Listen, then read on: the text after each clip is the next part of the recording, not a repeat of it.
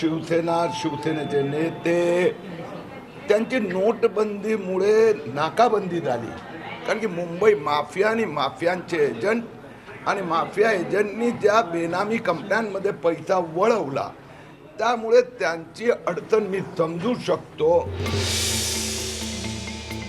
किरीट सोमैया पिछले 5 साल से शिवसेना के खिलाफ जो बयानबाजी कर रहे थे, आज उन्हें समझ आ गया होगा कि सहयोगी दल के खिलाफ जाना कितना महंगा पड़ सकता है। किरीट सोमैया की जगह बीएमसी के कॉर्पोरेटर मनोज कोटक को बीजेपी ने नॉर्थ ईस्ट सीट से उम्मीदवार घोषित किया है।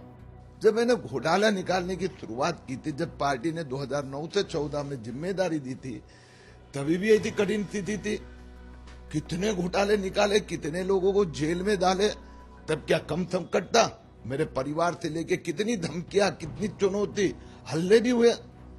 उसी प्रकार से जब 2014 से 19 में मेरे पास पार्टी ने अलग अलग समय काम दिया था, तो उस समय कहीं पर पॉलिटिकल प्रेशर, दबाव या इस प्रकार का समर्पण करना पड़ेगा, ये मानसिक तैयारी थी। भले ही सोमैया कहें कि उन्हें टिकट कटने का पता था, पर सच्चाई ये है कि वो कई दिन से अपने क्षेत्र में चुनाव प्रचार शुरू कर चुके थे। बीजेपी नेताओं को सोमैया के टिकट काटने पर सफाई सी देनी पड़ रही है।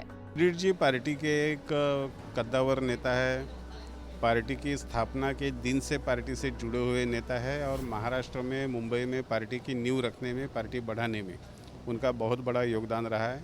कार्यकर्ताओं से जुड़ा हुआ नेता है किरीट जी, तो उनका स्थान पार्टी में अहम है, पार्टी उनका सम्मान रखती है।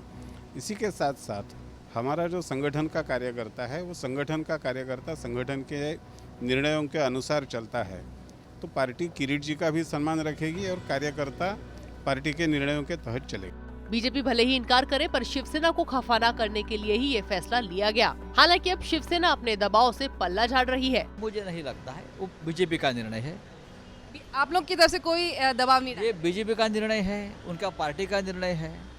हम इतना ही कहेंगे, जो भी उम्मीदवार उस चुनाव क्षेत्र में होगा, अलायंस का, युति का, उसे हम चुनकर लाएंगे, कोई भी हो। सोमैया को यूं इस तरह किनारे किए जाने पर एनसीपी ने निशाना साधा है। हार उनको सामने जीत दिख रही थी, इसके लिए उन्होंने कैंडिडेट बदलने का काम किया है और कैंडिडेट मिल नहीं रहा था, किसको देना है। जो देश में माहौल बदल रहा है, तो डर के उन्होंने इतने दिन दिया नहीं था। बीजेपी को उम्मीद है कि मनोज कोटक को गुजराती समुदाय के वोट मिलेंगे। वैसे मुंबई नॉर्थ ईस्ट सीट का रिकॉर्ड ये रहा है कि यहां से 1996 के बाद किसी सिटिंग एमपी ने जीत हासिल नहीं की। पंकज उपाध्याय, सौरभ वक्तानिया और लतीफ शेख के साथ विद्या, मुंबई आज तक।